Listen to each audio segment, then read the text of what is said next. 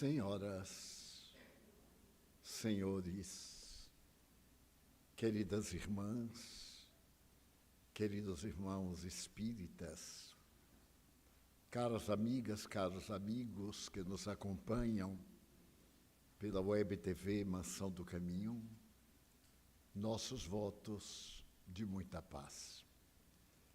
Inicialmente, desejamos agradecer a generosidade dos caros amigos e irmãos que se deslocaram dos seus lares, de suas cidades, a fim de participarmos juntos amanhã do seminário Guerra e Paz.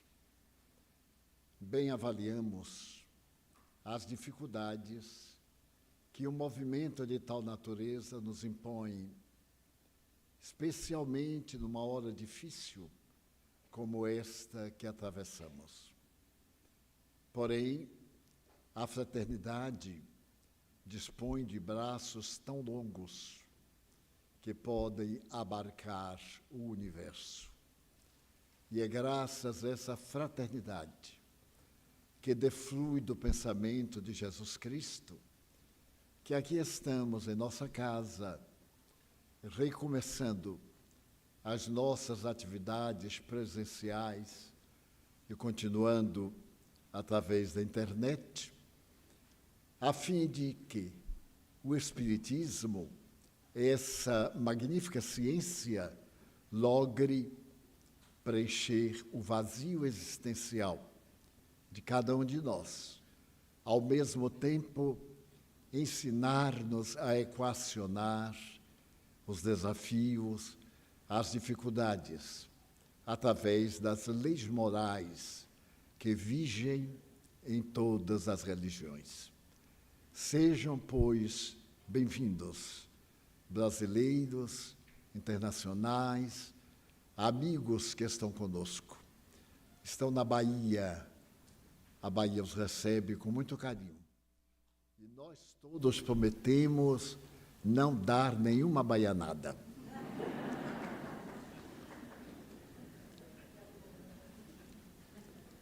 Fazia 400 anos que Israel experimentava um grande silêncio.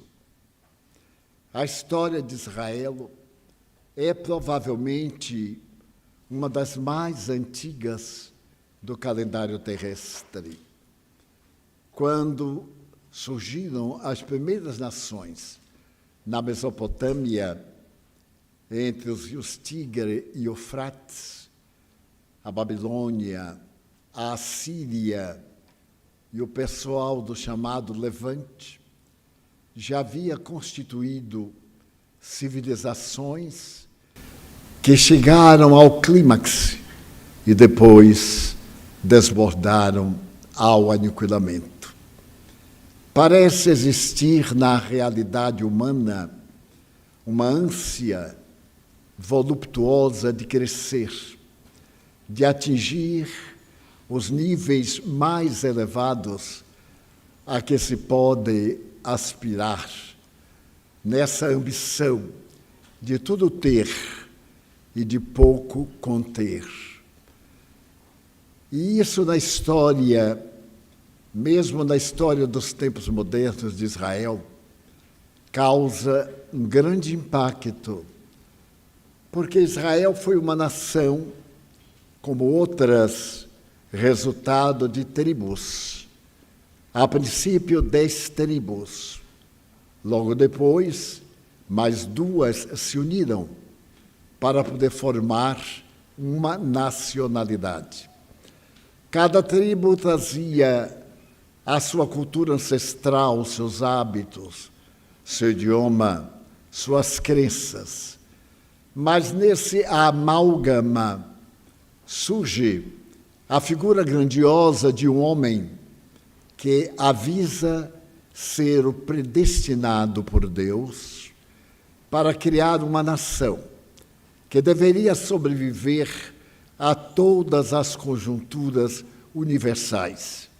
O universo, naquele período, era apenas a Terra. E a terra, do ponto de vista geográfico, tinha a forma de um disco, cuja capital era Jerusalém, ou o epicentro. Logo de imediato aparece nas cordilheiras gregas o santuário de Delfos, aproximadamente 7 séculos antes de Cristo. E vozes estranhas começam a anunciar uma realidade peculiar, que a vida é tudo aquilo que se move, como teve a ocasião de explicar Aristóteles. Portanto, ter vida é possuir movimento. E é nessa tese aristotélica que se vão fundamentar as demais teses a respeito da vida, do destino, da dor, de quem somos, de onde viemos e para onde vamos. Aristóteles, no entanto, era herdeiro de Platão, foi seu discípulo. Enquanto Platão ensinava no seu imenso ginásio, Aristóteles procurava áreas mais profundas para superar o mestre Sócrates, que fora o grande preferido do próprio Platão. Para poder entender a necessidade do pensamento sociológico dessa época, em que nós destacamos 3 pontos centrais. O ponto central da Babilônia, o ponto central de Israel e o ponto central de Atenas, porque era apenas o primeiro grupo étnico do que seria mais tarde a Grécia. Desejamos lembrar que aqueles que se destacavam na multidão passavam a ser considerados como iluminados de uma força estranha e poderosa, que era o poder superior da vida. De acordo com o nível cultural de cada uma dessas nações, deram-se nomes próprios que pudessem traduzir a grandeza desse ser formidando, que abarcava o universo e fazia-se entender o milagre da vida. Apesar de tudo, foi Sócrates quem, através de uma filosofia baseada na dúvida, na interrogação, para obrigar o indivíduo a viajar para dentro. Daí, o nascimento da palavra educere, educar, arrancar de dentro, porque o conhecimento estava dentro do ser. E era necessário todo esforço externo para fazer que esse conhecimento viesse a fluxo e se tornasse o instrumento filosófico para poder viver. Por essa razão, Sócrates nada escreveu. Seus discípulos, principalmente Platão, dão-nos notícia desse ser especial, que até hoje causa admiração às inteligências mais formosas. Nessa busca da realidade, nessa diferença de poderes, nesses focos nos diversos pontos do grande disco, que era o planeta terrestre, pairavam algumas interrogações. Por que umas pessoas são felizes e outras desventuradas? Por que umas são portadoras de inteligência e outras não vão além do instinto? Qual a razão? Da miséria orgânica, mas da miséria econômica? O porquê da afabilidade, da doçura, do ódio? Essas interrogações iriam centralizar-se numa tríade. Quem sou? De onde venho? Para onde vou? E procurando entender essa dificuldade, Sócrates reconheceu que havia no universo referimos-nos ao planeta terrestre. Havia no universo uma força, mas uma força tão poderosa que ela continha dentro de si mesma a ação e a reação. Ela tanto gerava como diluía. E ele pensou no éter cósmico. Esse éter cósmico seria uma substância aérea que tanto se aglutinava como também se diluía. E é a partir daí que surgem para o Ocidente as primeiras ideias a respeito da vida humana. Nesse surgimento do pensamento socrático, desculpe, ele chega à conclusão de que essa energia predomina em toda parte do universo. Ora, ela é apenas energia, depois ela é sombra. E nessa dualidade, realidade, fantasia, ele centraliza a origem da vida. A vida é de origem transcendental. Ela surge, aparentemente do nada, do éter, e logo também se dilui, sendo que, ao diluir-se, ela vai ressurgir numa outra forma. Daí, a filosofia socrática é espiritualista. Nesse ínterim, Sócrates passou a incomodar as autoridades atenienses e se tornou persona non grata. Foi expulso de Atenas e os seus discípulos tiveram que debandar. Aquele que lhe era mais caro, Platão, o mais inteligente, foi para o Egito, que tinha uma ancestralidade muito superior à Grécia. Digamos que as primeiras tribos gregas, espalhadas pelas montanhas, deveriam ter, no máximo, 9 séculos antes de Jesus. Mas o pensamento histórico e filosófico do Egito era tão antigo que somente se podia compreender em verdadeiros núcleos de investigação. Esses núcleos apareceram como recursos religiosos, falando da força divina, que tanto tinha característica teísta como característica humanoide. Então, nós vamos ver Ísis, Osíris, deuses de forma humana. Mas também vamos ver aqueles que têm a forma animal e que seriam responsáveis pelo nascimento e renascimento dentro dessas formas grotescas. Nos santuários egípcios aplicava-se uma teoria: o mundo real é o transcendente. O mundo aparente é a sombra. Quando a sombra se dilui, tudo volta à realidade. E como nós nos originamos desse mundo de luz, a ele nós voltaremos, a depender daquilo que realizarmos na nossa trajetória.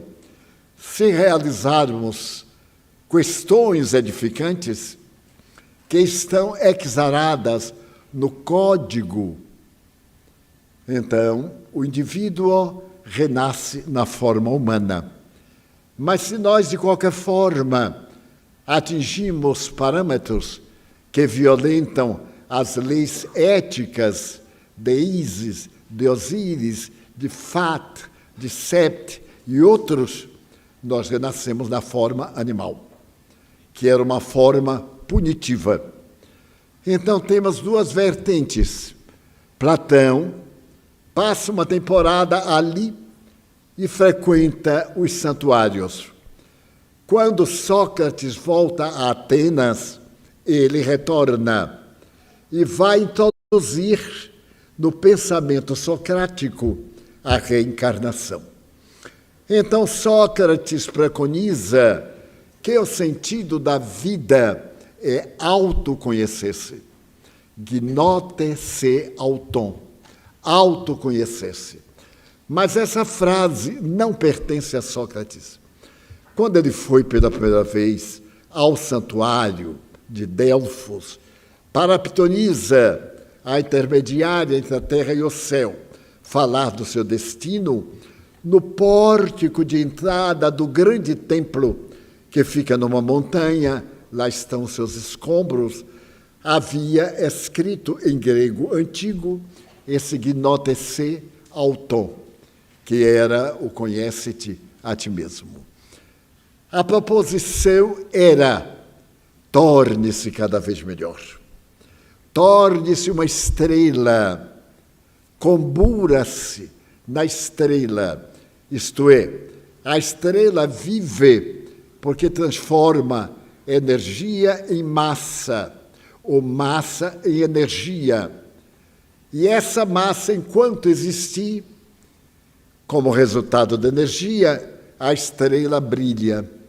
Por exemplo, o nosso Sol, que é uma estrela de quinta grandeza, gasta por segundo 240 milhões de toneladas de massa. A sua estrutura física, em cada segundo, cede lugar à luz, ao calor, ao magnetismo, à eletricidade, à força quântica forte, à força quântica fraca. Então, nós temos aí o esquema dos 4 elementos que sustentam o universo. Bem se vê que é apenas o rascunho o que estamos tentando dizer. Nasce aí o pensamento ético da religião, mas a religião como filosofia de vida.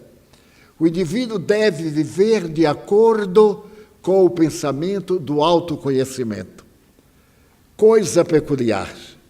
Aproximadamente 2.400 anos passados, vem hoje a filosofia, a psicologia e a medicina dizerem que não há doenças, há doentes. E que na hora em que o indivíduo faça a sua autoanálise, quando ele faça a sua autoiluminação, ele encontra a plenitude, aquele estado de luminosidade a que se refere Carl Gustav Jung, na sua chamada psicologia analítica. Mas, ao mesmo tempo, curiosamente, nos santuários da Síria e da Babilônia, as ideias têm o mesmo caráter, ao lado das construções extraordinárias. E é o grande período das colunas, das edificações soberbas, e nascem esses 2 povos antagônicos entre si. Para eles, a religião não era importante. A massa tinha necessidade de sobrepor-se a outra massa. Então, é o período inicial das grandes guerras. Israel, desde que surge em cada uma daquelas tribos, apresenta alguém que diz falar com o Altíssimo, com Yahvé, o Jeová. A sua vida religiosa, as suas leis são todas derivadas do pensamento religioso. O sentido da vida para o israelita é o de observância para a imortalidade. Então, eu vivo hoje porque vou viver eternamente, e então a minha eternidade deve ser muito feliz. Então, eu vivo em função exclusiva da minha vida espiritual. E nesse amálgama, 300 anos, Israel não recebe profeta. Nós vimos no estudo bíblico a parte profética, que é também a parte histórica. E logo depois, a vinda de um Messias renovador. Nesse período, um grande império surge de um pantanal. Nos pântanos do Lácio, no sul da Europa, bandidos reúnem-se para se verem livres das perseguições dos povos organizados. E ali no Lácio, um pedaço de terra pantanosa muito extensa, que hoje iria do Castelo de Santo Ângelo, junto à Igreja do Vaticano, pelo rio Tíber, a uma distância muito larga. Esse povo se torna famoso por ser um povo de má vida, isto é, prazeres, luxúria, rapto, degradação. Mas chega um estado de ter que manter uma grande definição, porque a predominância era de homens, a 95%. Mas havia uma terra próxima a Sabínia, onde havia uma boa população. E os bandidos resolveram raptar as sabinas e trazê-las para o Lácio. Ao fazê-lo, se inicia a história de Roma. Uma tradição remota e fantasiosa diz que uma loba sustentou a dois jovens, Rômulo e Remo. Então é a história mitológica, mas a história histórica é a do rapto das Sabinas. Seus maridos, seus familiares, vêm atacar o povo do Lácio. Mas, como eles eram bandidos hábeis nas armas, vencem a primeira batalha. E surge agora o império no qual o sol nunca se deita. Sempre que houver um sol brilhando, está sobre terra romana. Ele cresce, primeiro, numa forma imperial. Destaca-se um chefe guerreiro, eleito pelas legiões. Depois, começam as lutas internas das diversas legiões. Umas vão para a Europa, outras vão para a Ásia, outras vão para a África, e cada comandante, se considera apto a governar o império a partir de Roma. E vem a decadência do império. Nessa decadência, já havia um Senado, tão atrapalhadozinho como o Senado nosso, segundo a imprensa. Dessa forma, o Senado resolve que um homem só não poderia governar toda a terra, porque era o período dos chamados bárbaros. Quem não é romano é bárbaro. E então as incursões contra Roma eram contínuas, tão contínuas que no ano 410 a cidade foi derrotada por uma tribo bárbara. E a partir dali, nunca mais voltou à potência ancestral. Que fez o Senado?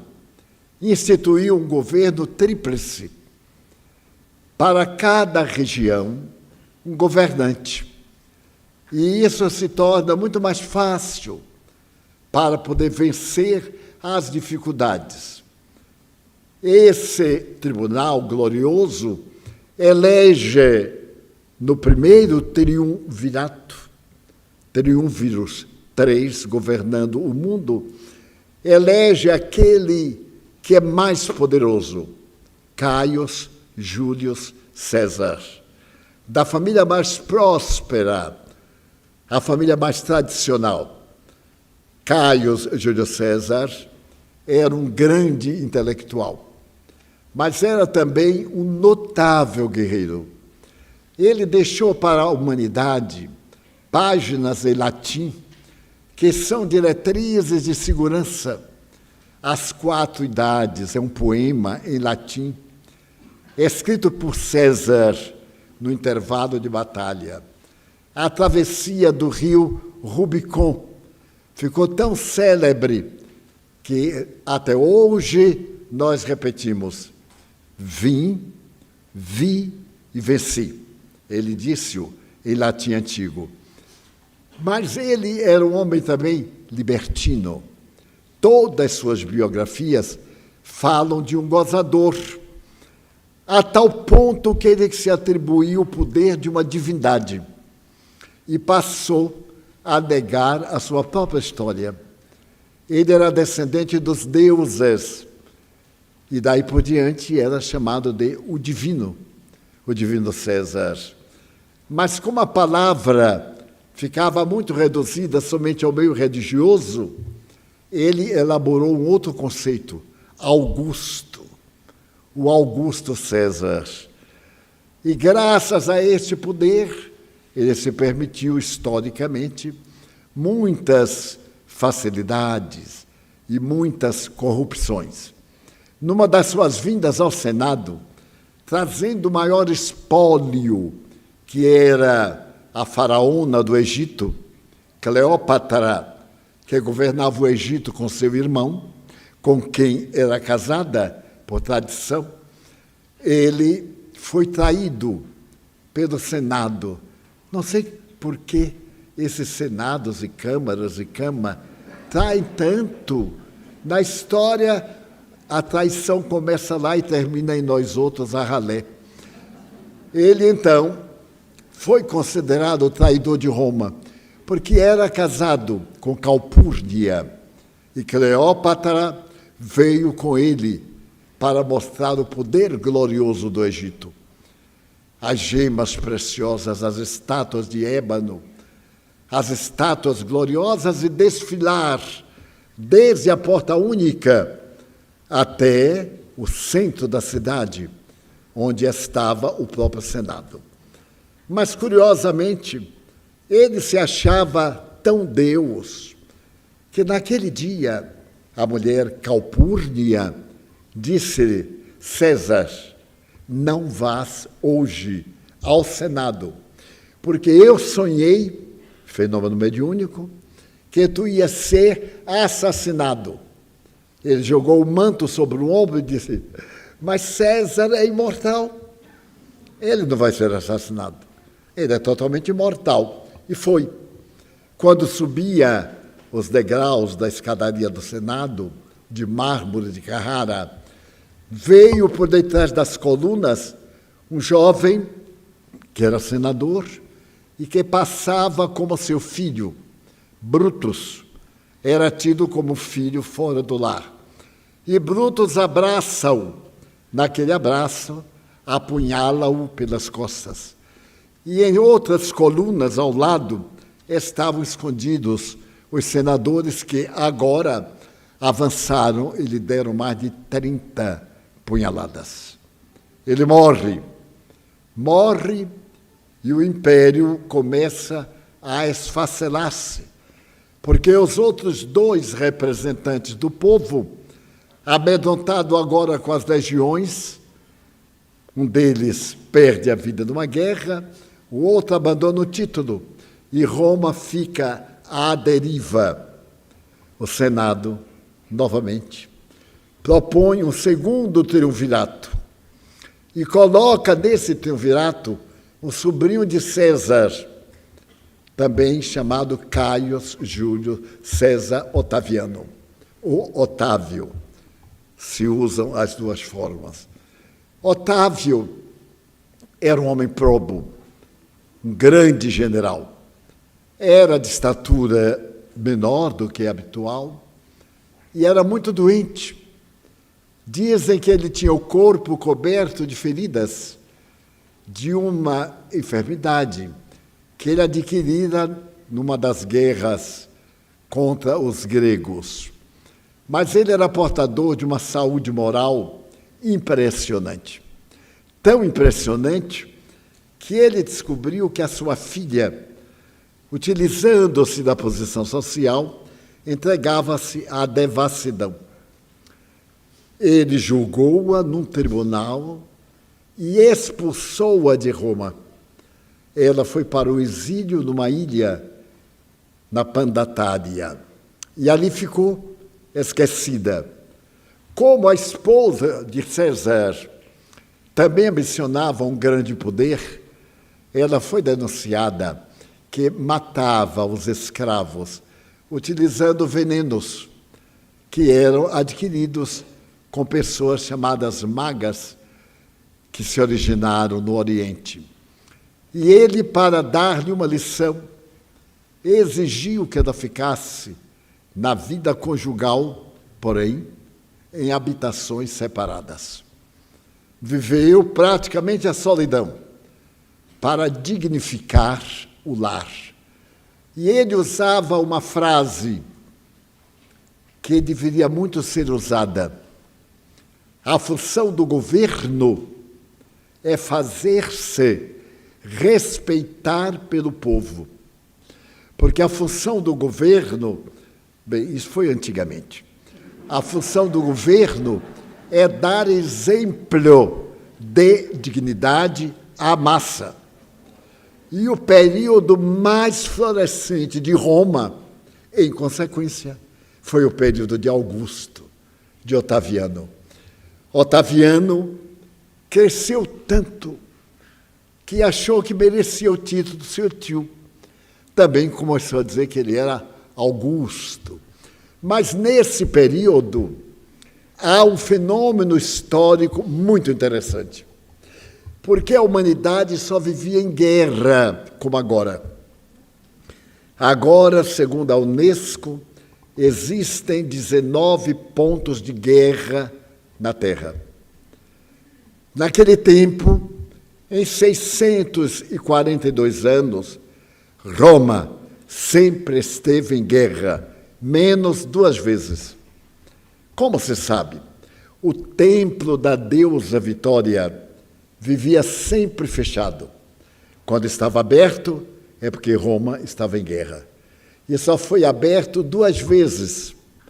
No período de Augusto, ele encerrou as suas portas. E Augusto, o que fez? Ao invés de estimular gladiadores e legiões, estimulou as artes, a poesia, a caça, as edificações.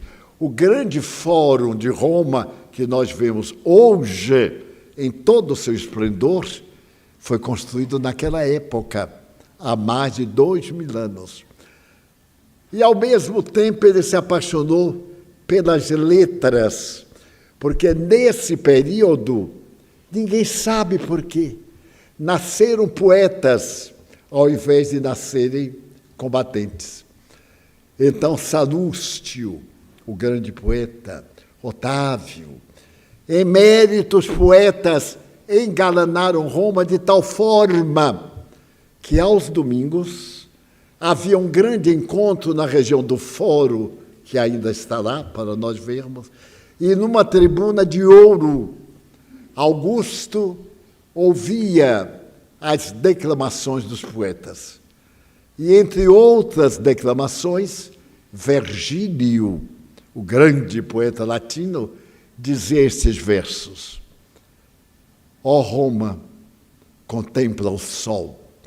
Ó sol dourado que diariamente nasces e morres contemplando Roma, que no teu giro por toda a terra não vejas nada tão glorioso como Roma. Ele se comovia às lágrimas com esse poema apresentado pelo extraordinário poeta latino, considerado o melhor do mundo. E algo de paz tomou conta da terra.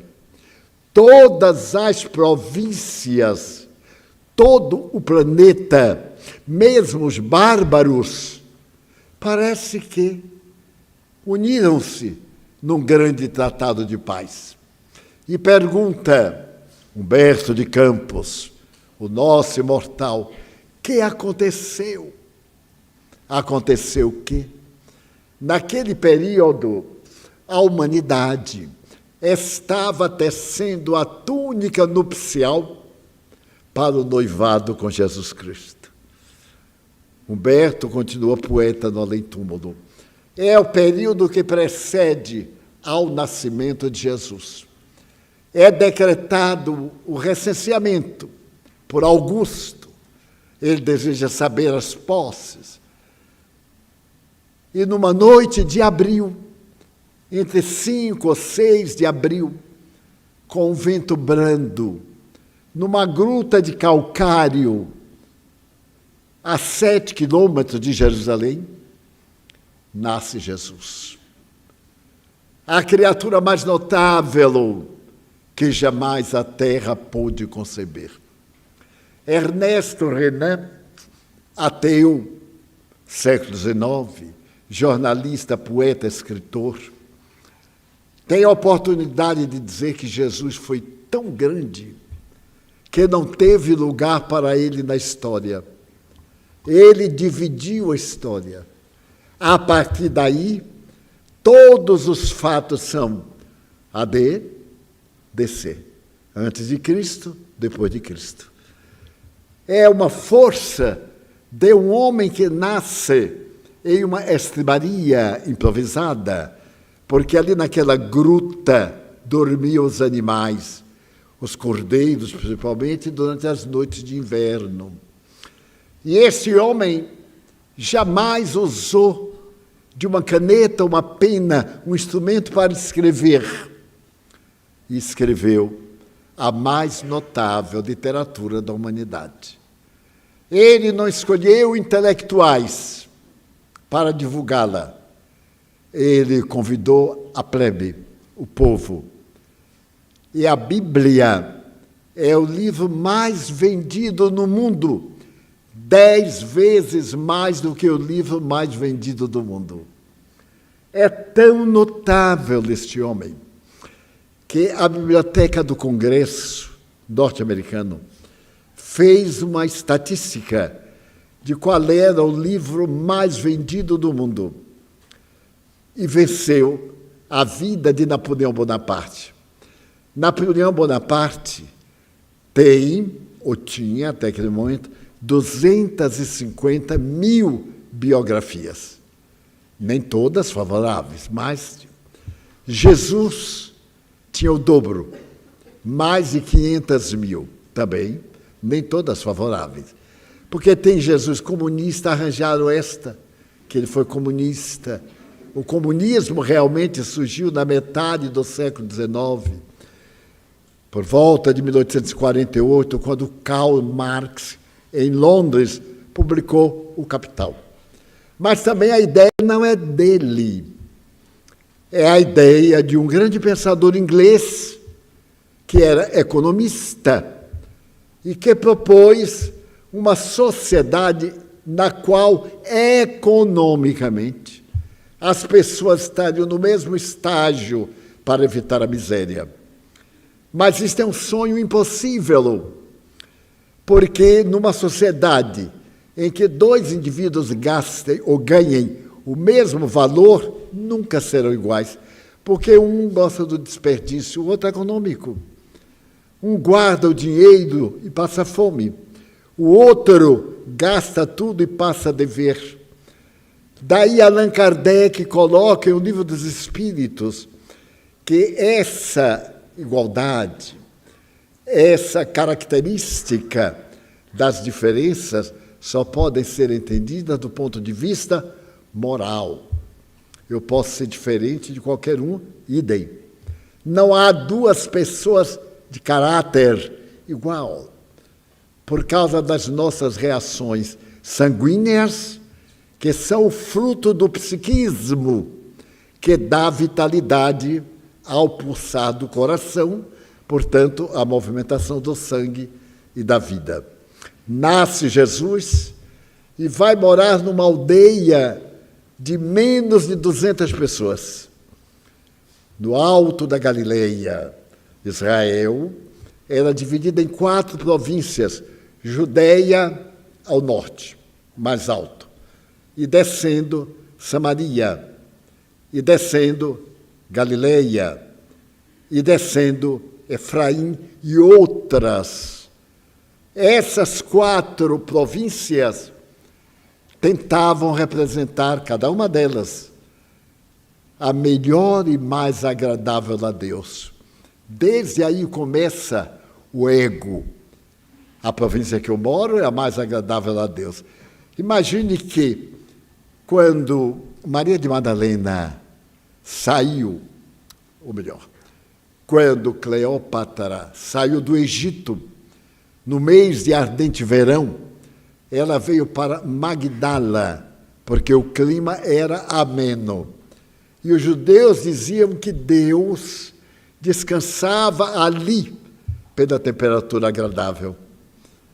Eu tentei ver em que lugar era para eu ver se a temperatura era melhor do que a daqui do Pau da Lima, mas não consegui.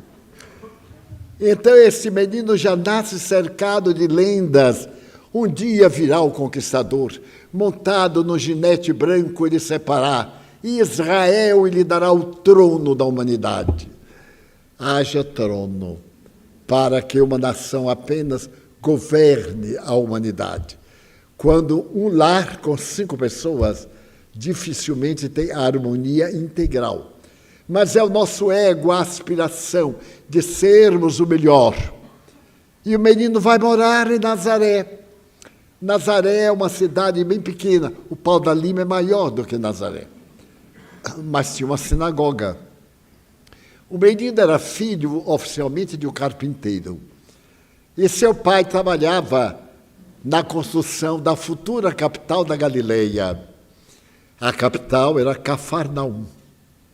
Para outros, Tiberíades. Mas agora, Herodes Antipas, o governador, estava construindo a nova capital, a 7 quilômetros de Nazaré. Então, Jesus ia a pé todo dia com seu pai para trabalhar na carpintaria, marcenaria. A mim, isso é comovente. Quando eu comecei a reflexionar das questões religiosas do Evangelho, eu me dizia assim, mas deve ter sido formidável. Aquela mulher de beleza rara, 16 anos de idade, uma beleza imácula, primeiro pela miscigenação da raça, depois pela evolução espiritual.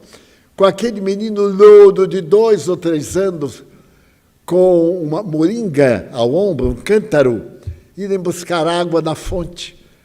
E ninguém sabia quem era aquela coisa. Imagina, não é? Daí, toda vez que eu vejo uma criança, eu faço como Pestalozzi, desculpe a distância, mas eu pergunto assim, quem será? Eu estou diante de um rei, de um plebeu, de um miserável, de um criminoso. A criança é uma incógnita. Por isso que ela é o nosso futuro. E daí o nosso dever de, ante uma criança, dar o exemplo para aprender o caminho de Jesus Cristo. E aquele menino que todo mundo conhecia, de repente, aos 28 anos, ele vai à sinagoga. Era uma sinagoga muito modesta, uma 10ª parte, talvez, desta sala. E ali naquela sinagoga se pegam fragmentos das letras bíblicas onde estão os profetas. E ele abre casualmente e faz um discurso. Mas ele era analfabeto, porque a única escola que havia era na sinagoga. Até hoje, de certo modo, as sinagogas, como os santuários indianos, são também os estabelecimentos escolares. E a todos surpreendeu. Mas não é ele, o filho de José, de Maria, que tem como irmão Simão e tal? Como tem tanta sabedoria?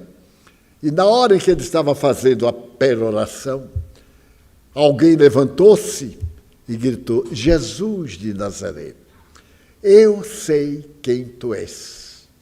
Ele olhou e percebeu que era um espírito mau, antecipando o momento da grande revelação.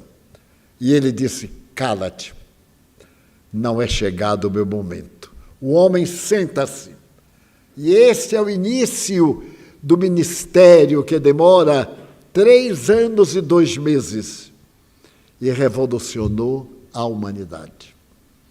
Todos os povos, menos alguns tribais da África e da Ásia, conhecem a história de Jesus Cristo.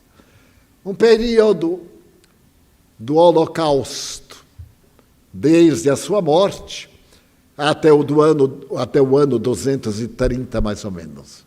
Depois, a partir de 313, com Constantino, imperador, em Milão, até o ano 1000, quando houve a primeira divisão, surgindo as grandes correntes orientais, o cristianismo da Rússia, o cristianismo da Grécia, e etc. E daí por diante, a criatura humana tem prazer em dividir.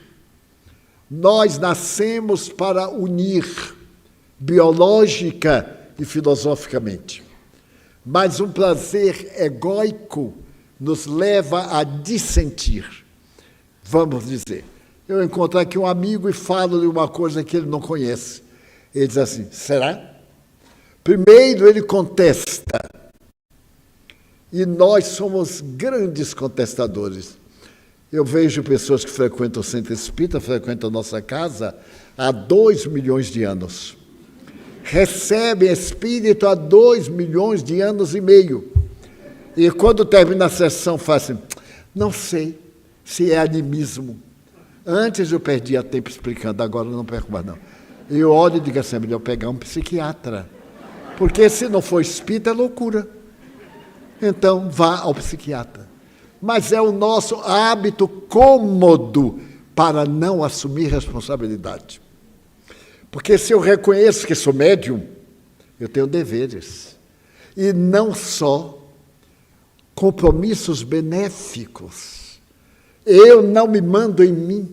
Não faço o que eu quero, mas o que eu devo. Se eu sou o doutrinador, aquele que orienta e tenho consciência, eu tenho responsabilidade.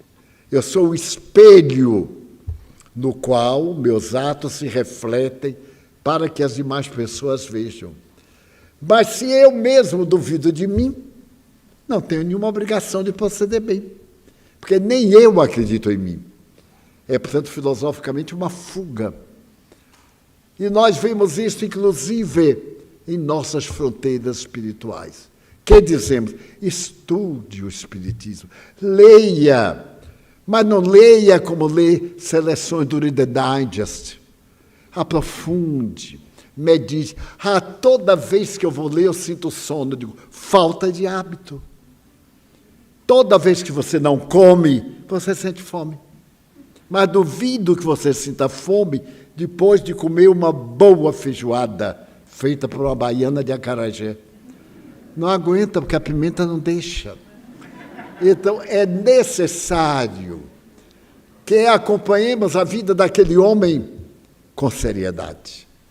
Ele não é apenas um vulto histórico, como foi Napoleão, como foi Gengis Khan, como foi Xerxes ou qualquer outro. Ele é a luz do mundo. Ele diz assim, eu sou. São 7, eu sou. Eu sou a luz do mundo. Eu sou o caminho. Eu sou a verdade. Eu sou a vida. Então, ele disse, vinde a mim, vós que tendes aflições, e eu vos consolarei. Tomai sobre vós o meu fardo, recebei o meu jugo, e aprendei comigo, que sou manso e humilde de coração. Isto é de uma beleza, de uma profundidade. Aprendei comigo, que sou manso e humilde de coração. O Rei Solar olhava para uma pessoa e penetrava-lhe o pretérito, penetrava-lhe o futuro.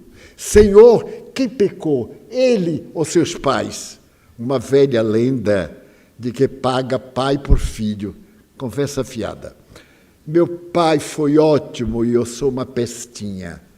Não consegui sair. Mas meu avô já era diferente. E eu me pareço muito com meu avô, como meu pai dizia. Será que eu não sou meu avô? Mas isso está no primeiro mandamento, que foi deturpado. Qual é o primeiro mandamento da lei de Deus? Amar a Deus e ao próximo como a si mesmo, ou amar a Deus acima de todas as coisas. Bem, isso é uma terça parte do primeiro mandamento. O primeiro mandamento, conforme está na Bíblia católica protestante, qualquer Bíblia, é: eu sou o teu Deus, que te tirou do Egito, da casa da escravidão. Diante de mim não tens outros deuses, nem daquilo que está nos céus, nem daquilo que está na terra. Porque eu sou um Deus justo e bom, que protege até a 100ª geração, e que pune a partir da 4ª geração. Mas isso não botaram. Muitos dos senhores talvez nunca ouviram isso, mas podem consultar a Bíblia que tiver em casa. Porque aquele que procede mal, ele me paga. Ele vai pagar a si mesmo, mas não na condição de seu filho. Eu cometo um crime e eu não me reencarno no meu filho. Eu me reencarno no meu neto, meu bisneto. Então aí eu tenho tempo de ser eu reencarnado naquele corpo. Então vimos, quando eu era menina, era muito comum na minha terra. Havia uma família muito rica, outros se diziam assim: ele está sofrendo porque o avô era o miserável, era tal, era qual. E é provável, porque na família era a ovelha negra. Estava recuperando-se de erros que ele próprio cometeu. Então, essa doutrina de Jesus é tão simples que ela cabe em um pequeno livro de 100 e poucas páginas, a depender do número da letra, e contém toda a sabedoria universal. A cada momento se constata que determinada frase de Jesus é absolutamente psicológica, atual. Não odeis a ninguém. Mas como me ofendeu tanto? Sim, porque ele é um desequilibrado. Ele não tem outro vocabulário. Agora, ele só te ofende se tu aceitares a ofensa. Se não aceitares, foi um bobo falando. Se alguém disser: mas o Divaldo é o maior personagem que eu conheço, nem na altura. E se eu dissesse: mas é um bandido, fanático, nada que ver. Não me afeta. Porque a essa altura eu já devo conhecer o meu caráter. Não é o fato de alguém me desenhar que é uma cópia. Pode ser uma adulteração total que nada tem a ver comigo. Então, para que ter raiva? Obrigar os neurônios a produzirem tóxicos, toxinas, ao invés de produzirem fenômenos notáveis de substâncias protetoras, ele vai trabalhar para sentir cansaço, para ter dispneia, para ter problemas hepáticos, principalmente. E se vamos ter um divórcio caracterizado pelo ódio, pelas leis que variam muito, ou pelas calúnias, pode anotar um futuro câncer. A maior autoridade em câncer dos Estados Unidos é um professor da universidade. Ele tem uma virtude, que escreveu 10 livros best-sellers do mundo, o Dr.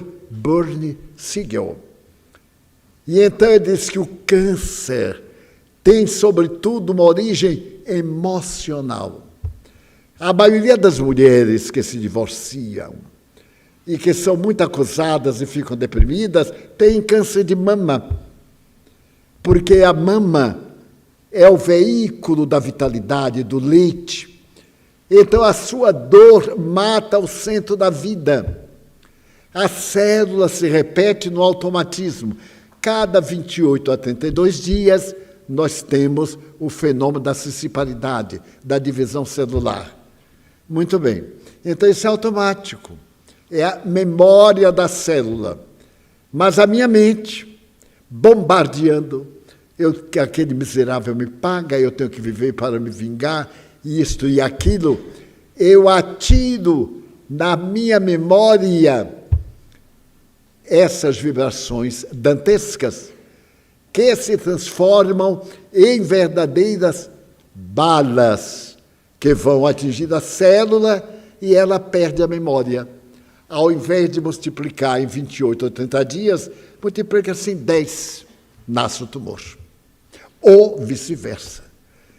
Então, perdoar é, além de uma virtude, um estado de sabedoria. Para ilustrar que o tema é um pouquinho pesado, eu reconheço. Uma amiga minha disse, Divaldo, eu estou desolada. Era um domingo pela manhã. Você imagine que todo domingo pela manhã meu marido vai à praia e não me leva. E eu disse, o que é que você faz? Fico em casa. Ué, eu ia com ele. Vocês casaram com direitos? Sim. Ué, se ele vai, aí você diz, meu bem, onde você foi, eu vou. Mesmo que você não queira. Mas eu não vou ter coragem de vir, ele lá olhando aquelas mulheres lindas. E você acha aquela gente linda? Faz um retoque aí, coloca um pouco de pó de arroz, dá um jeito, vê qual é o ponto fraco dele. Todos nós temos um pontinho vulnerável. É o célebre calcanhar de Aquiles. E então a gente explora aquele pontinho. Uma grande atriz ganhou 4 Oscars quando iam fotografá-la. O meu lado fotogênico é este. Só fotografava o lado esquerdo. Quer dizer que o direito tinha lá umas imperfeições. Agora também, que eu já estou bem velho, quando alguém vê eu, deste lado, vai ser o máximo. Pois bem. E então, ela dizia assim, eu estou doente. Eu digo, mas que loucura. Você é doente e ele se divertindo. E o que é que eu faço? Ou deixa para lá, ou vai com ele. Ele não pode lhe impedir. Porque no movimento espírita há de tudo. Quando eu pensei que isso era a coisa mais estranha, me veio uma pergunta de um amigo que frequenta a nossa reunião e disse assim, Divaldo, posso lhe pedir uma caridade? Eu digo, pode. Era uma reunião de sábado.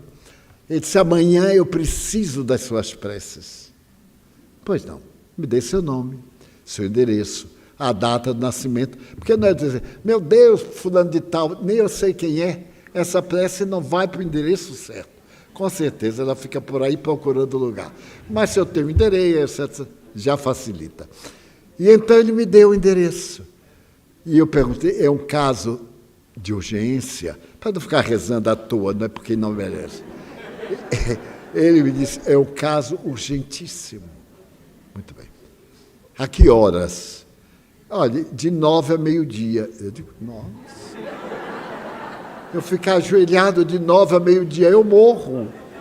Mas bem, eu faço uma precezinha rápida, 9 horas e meio-dia, que é a hora final.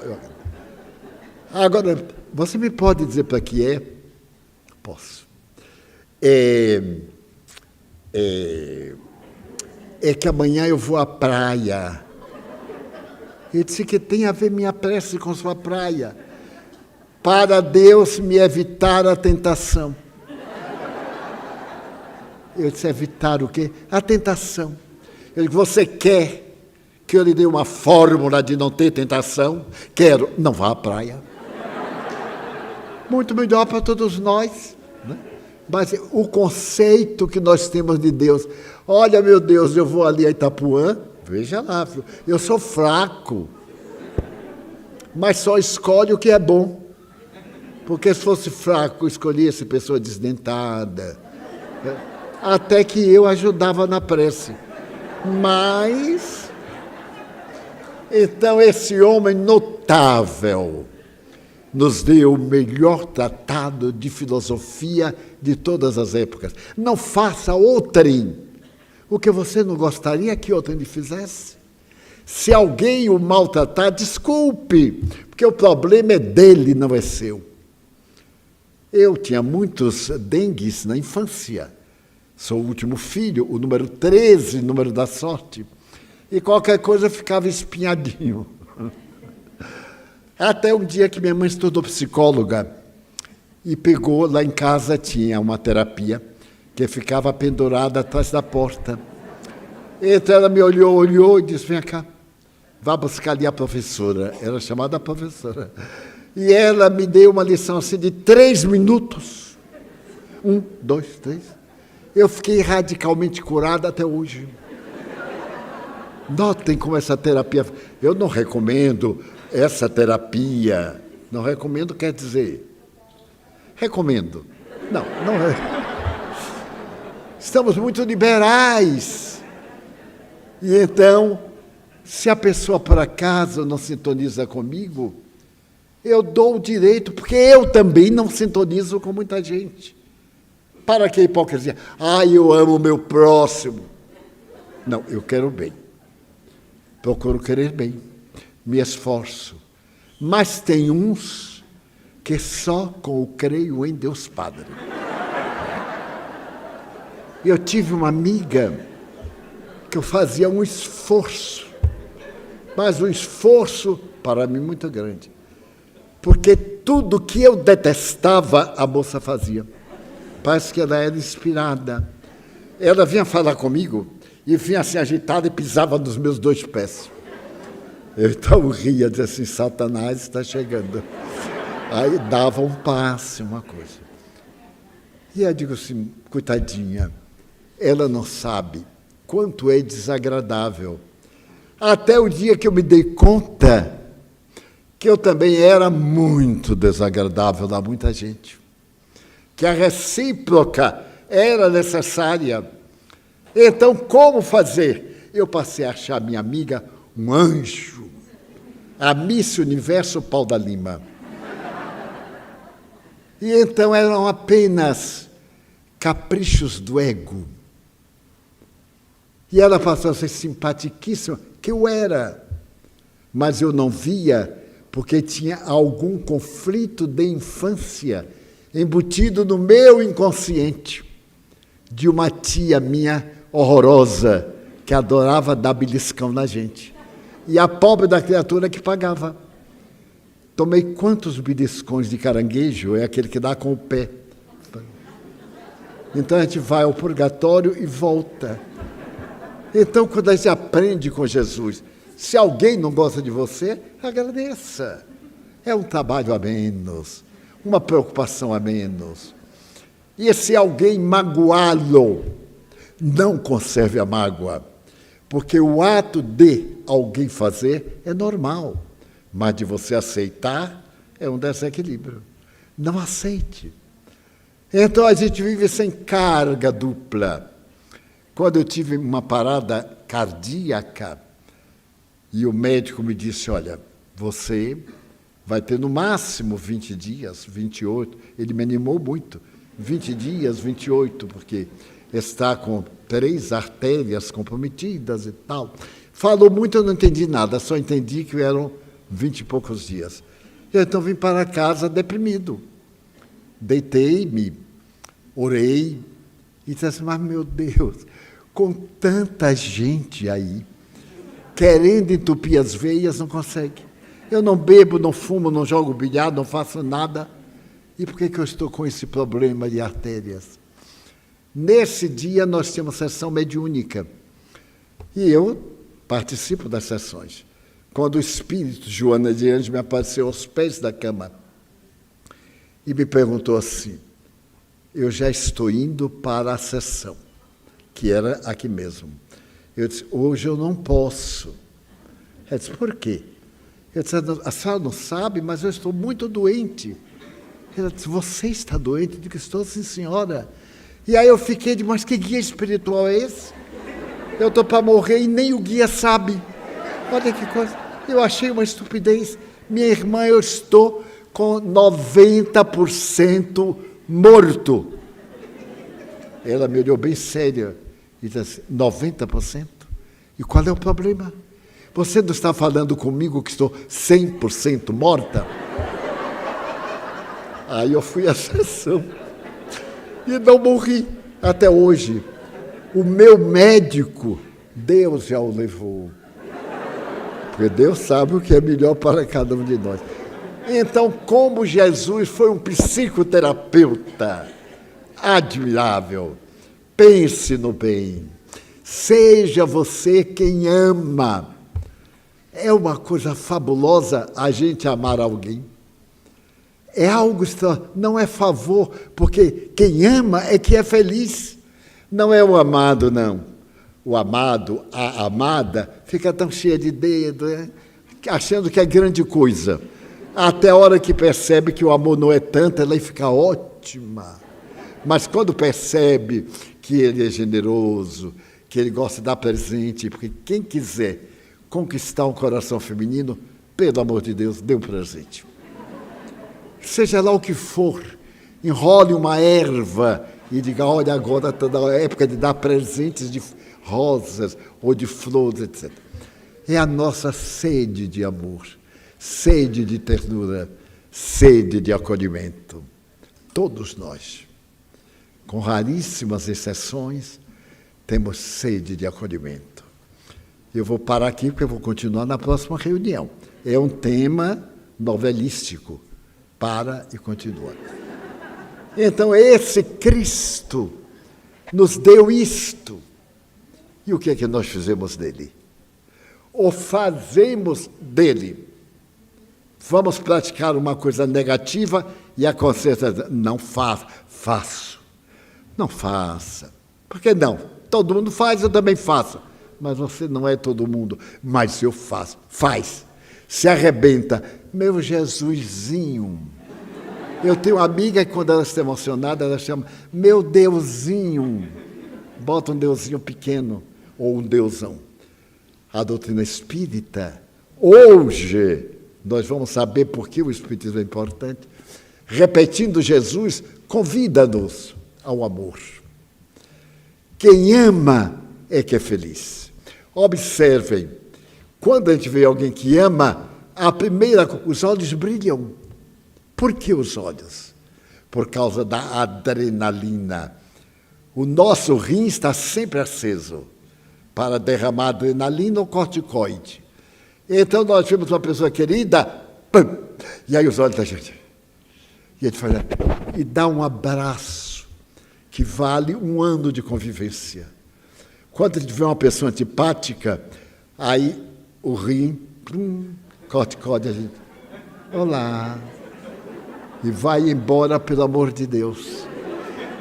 Então vamos cultivar, pede Joana de Ângeles a mim, cultive a alegria, meu filho. Plante a esperança nos corações. Se alguém está sofrendo, não diga vai passar, não. Que bom, porque já está passando. Ruim é quem ainda vai sofrer, porque felizmente todos nós sofremos de alguma coisa. Vou concluir com Buda. Ele terminou a pregação e veio uma mãe e disse, mestre, meu filho único acaba de morrer. Eu te amo. Ajuda-me a restaurar a vida de meu filho. Buda compadeceu-se e perguntou-lhe se conhecia certa erva. Oh, sim, aqui tem muito, então vai. Em qualquer lugar que tu encontres a erva e colhe as sementes. Depois, torra-as, pisa-as, faz um caldo e dá para ele beber. Mas ele está morto, passa-lhe nos lábios e ele ressuscitará. E ela saiu correndo. Era o mais que tinha, era a planta. Ela viu uma casa alegre, porque Buda deu uma outra recomendação. Na casa de onde tirares a planta, não pode ter havido morte, nem doença, nem velhice. Ela viu aquela casa encantadora, parecia de um noivado, correu, colheu no jardim, envolveu no lenço, mas quando ia lembrou-se de saber como era a estrutura da família. Bateu a porta e veio uma senhora muito triste. E ela disse, mas numa casa tão bela, por que a tristeza? Porque meu marido morreu ontem. Então a erva não servia, ela deixou. Foi adiante e escolheu uma casa acabada. Não é possível. Tudo que é desgraça deve ter acontecido ou não acontecido. Ela encolheu, adentrou-se, e quando adentrou-se, ela foi recebida por uma senhora idosa, que mal podia andar. Então a erva não servia, ela jogou fora. E aí saiu escolhendo, e encontrou uma casa de onde vinha uma música deliciosa. Havia pássaros em gaiolas e cantavam. Ela foi, recolheu tudo e então perguntou a uma das crianças, mas aqui essa casa é uma casa festiva, tudo canta, tudo tem harmonia. O menino disse, até amanhã. Pela manhã era uma felicidade, mas papai tomou uma queda e está para morrer. Ela aí compreendeu que esse objetivo, saúde, velhice, acidente, morte, são fenômenos biológicos. Acontecem com todos nós. A nossa forma de encarar é que lhes dá beleza ou que nos dá beleza, nos dá alegria. Vamos então orar e vibrar em favor da nossa saúde.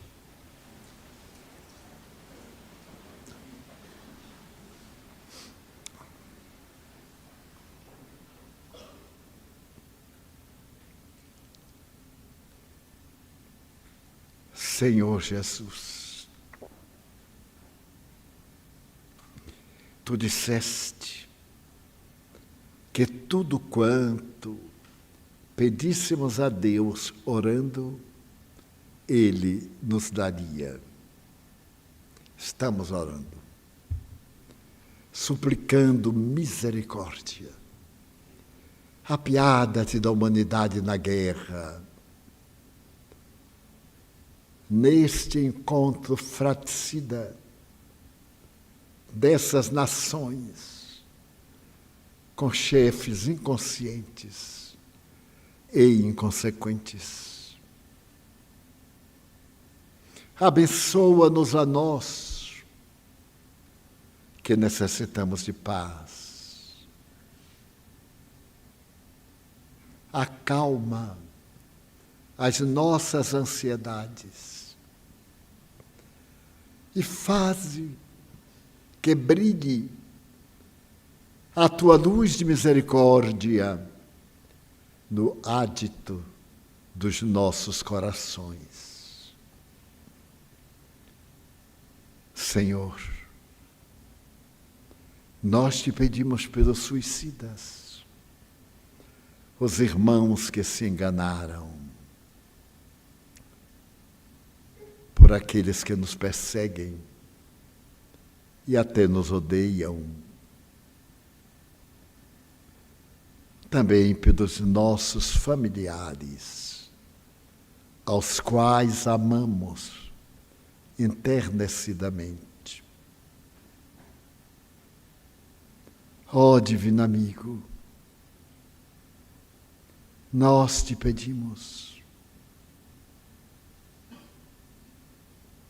que a justiça terrena aprenda o caminho da divina justiça e que os maus corrijam-se quanto antes. Pelos espíritos obsessores que nos amesquinham, que nos perseguem, também Te pedimos, Senhor, em favor daqueles a quem tanto amamos e não nos amam, ou nos amam também. abençoa a água que te oferecemos, para que repitas o fenômeno em Caná. E, por fim, a paz. Que a paz reine em nossos corações. Permaneça conosco, nos mantenha em contato contigo, fazendo-nos verdadeiros discípulos teus. Em teu nome, em nome de Deus, exorando a proteção da Mãe Santíssima e dos Espíritos nobres, encerramos a nossa reunião com votos de paz para todos nós. Está encerrada a nossa sessão.